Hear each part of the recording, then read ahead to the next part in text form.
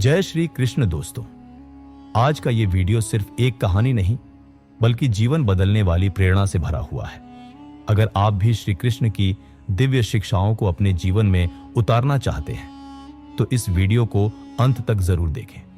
तो चलिए आरंभ करते हैं इस आध्यात्मिक यात्रा को श्री कृष्ण के साथ। जब जब पृथ्वी पर अधर्म बढ़ता है तब तब भगवान स्वयं अवतार लेते हैं। वे केवल राक्षसों का संहार करने नहीं आते बल्कि मनुष्यों को धर्म का, सच्चाई का और कर्म का सही मार्ग दिखाने आते हैं। ऐसे ही एक महान अवतार थे भगवान श्री कृष्ण। उनका जन्म केवल एक कथा नहीं है बल्कि एक चेतावनी भी है, एक उम्मीद भी है और एक गहरा संदेश भी। श्री कृष्ण का जन्म मथुरा में हुआ था। उनके माता पिता थे देवकी और वासुदेव, लेकिन उनका जन्म सामान्य परिस्थितियों में नहीं हुआ। एक भविष्यवाणी हुई थी कि देवकी का 8वां पुत्र अत्याचारी राजा कंस का वध करेगा। कंस ने डर के कारण देवकी और वासुदेव को कारागार में डाल दिया और उनके एक एक करके 7 बच्चों को जन्म लेते ही मार दिया। लेकिन जब 8वां पुत्र आया तो चमत्कार हुआ। आधी रात को कारागार के ताले अपने आप खुल गए। वासुदेव ने शिशु कृष्ण को अपनी टोकरी में रखा और तेज बारिश और अंधकार के बीच यमुना पार करके उन्हें गोकुल पहुंचाया। वहां उन्होंने कृष्ण को नंद बाबा और यशोदा को सौंप दिया। यह घटना केवल धार्मिक नहीं बल्कि बहुत ही प्रतीकात्मक है। जब जीवन में अंधकार सबसे अधिक होता है, जब परिस्थितियां सबसे कठिन होती हैं, तब कोई कृष्ण जन्म लेता है। वह प्रकाश की तरह अंधेरे को चीरता है और बताता है कि हर संकट में समाधान छिपा होता है। गोकुल में कृष्ण का बचपन आनंदमय रहा।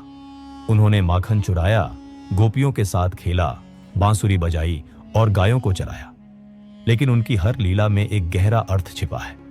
माखन चुराना सिर्फ शरारत नहीं था, यह दिखाता है कि परमात्मा हमारे अंतर्मन का सबसे पवित्र भाग, प्रेम, मासूमियत और विश्वास, चुराकर उसे अपने में समाहित करता है। रासलीला, जो कई लोग केवल प्रेम का नाटक मानते हैं, दरअसल आत्मा और परमात्मा के बीच के मिलन की गहराई को दर्शाती है। कृष्ण का हर क्रियाकलाप हमें यह सिखाता है कि जीवन को कैसे सरलता, सुंदरता और दिव्यता से जिया जा सकता है।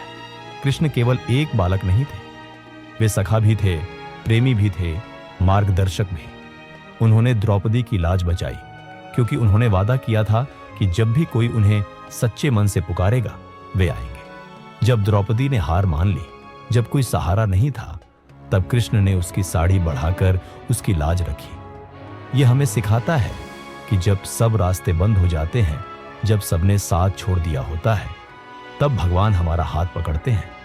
बस जरूरत होती है उन्हें पूरे मन से पुकारने की। कृष्ण का सबसे महत्वपूर्ण योगदान रहा गीता का उपदेश। महाभारत के युद्ध में जब अर्जुन ने अपने ही संबंधियों से लड़ने से इनकार कर दिया, तब श्री कृष्ण ने उसे गीता का ज्ञान दिया। गीता केवल एक धार्मिक ग्रंथ नहीं है, वह जीवन की गाइड बुक है। उन्होंने कहा, कर्म करो, फल की चिंता मत करो। इस एक पंक्ति में जीवन का सार छिपा है। हम हर समय फल के बारे में सोचते हैं, अगर मैं ये करूंगा तो मुझे क्या मिलेगा। लेकिन कृष्ण कहते हैं कि हम केवल कर्म के अधिकारी हैं। फल देना या न देना वह परमात्मा का काम है।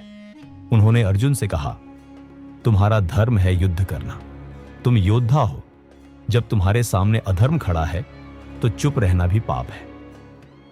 आज के समय में भी यह संदेश उतना ही प्रासंगिक है। जब हम अन्याय के सामने चुप रहते हैं तो हम भी अपराध में भागीदार बन जाते हैं। कृष्ण हमें सिखाते हैं कि अपने कर्तव्य से भागना नहीं चाहिए, चाहे वो कितना ही कठिन क्यों ना हो। हमें अपना धर्म निभाना चाहिए। कृष्ण का जीवन इस बात का प्रमाण है कि एक व्यक्ति कितनी भूमिकाएं निभा सकता है। एक बेटा, एक मित्र, एक प्रेमी, एक राजा, एक राजनीतिज्ञ, एक दार्शनिक, एक योद्धा और एक गुरु। और हर भूमिका में उन्होंने पूर्णता दिखाई। वे अर्जुन के रथ के सारथी बनकर बताते हैं कि कोई भी काम छोटा या बड़ा नहीं होता अगर वह किसी महान उद्देश्य के लिए किया जाए। वे स्वयं भगवान होते हुए भी कभी अपने अहं को अपने कर्म के बीच नहीं आने देते। वे कहते हैं, मैं हर उस व्यक्ति के पास हूं जो मुझे सच्चे मन से याद करता है। इसका अर्थ है कि भगवान केवल मंदिरों में नहीं रहते, वे हमारे दिलों में रहते हैं, हमारी भावना में, हमारी सच्चाई में, हमारी भक्ति में। आज का मनुष्य तनाव में है, अकेलापन महसूस करता है, निराश हो चुका है। ऐसे में अगर हम श्री कृष्ण के जीवन को समझें तो हमें मार्गदर्शन मिलेगा, आशा मिलेगी और प्रेरणा मिलेगी। कृष्ण हमें सिखाते हैं संकट में भी मुस्कुराना, अंधेरे में भी उम्मीद रखना, कठिन परिस्थितियों में भी अपने धर्म पर अडिग रहना। वे कहते हैं जो हुआ वो अच्छा हुआ, जो हो रहा है वो भी अच्छा हो रहा है, जो होगा वो भी अच्छा ही होगा। इस कथन से हमें सीखने को मिलता है कि जीवन में कुछ भी स्थायी नहीं है। हर दुख, हर कठिनाई, हर संघर्ष एक दिन खत्म हो जाता है। हमें केवल धैर्य रखना है, श्रद्धा रखना है और कर्म करते रहना है। श्री कृष्ण का जीवन एक आम इंसान के लिए जीने की कला सिखाता है। वे हमें यह बताते हैं कि कैसे प्रेम में निस्वार्थ हुआ जाए, कैसे कार्य में निरंतर रहा जाए और कैसे हर परिस्थिति में मानसिक संतुलन बनाकर रखा जाए। उनकी शिक्षाएं आज के छात्र के लिए भी प्रासंगिक हैं, एक नौकरी पेशा व्यक्ति के लिए भी, एक गृहिणी के लिए भी और एक बुजुर्ग के लिए भी। अगर कोई परीक्षा से डर रहा है तो कृष्ण कहते हैं स्वधर्म का पालन करो, परिणाम की चिंता मत करो। अगर कोई अपने रिश्तों से दुखी है तो कृष्ण कहते हैं निर्लिप्त रहो लेकिन प्रेम से रहो। अगर कोई सफलता पाने के लिए भाग रहा है तो कृष्ण कहते हैं मूल्य आधारित कर्म करो, सफलता अपने आप आएगी। उनकी बांसुरी की धुन आज भी हमें भीतर तक शांत कर सकती है। उनकी मुस्कान आज भी हजारों दुखों को हल्का बना सकती है। उनका नाम आज भी विश्वास और श्रद्धा का दूसरा नाम है। कृष्ण हमें सिखाते हैं कि जीवन एक उत्सव है और उसे श्रद्धा, प्रेम और साहस से जीना चाहिए।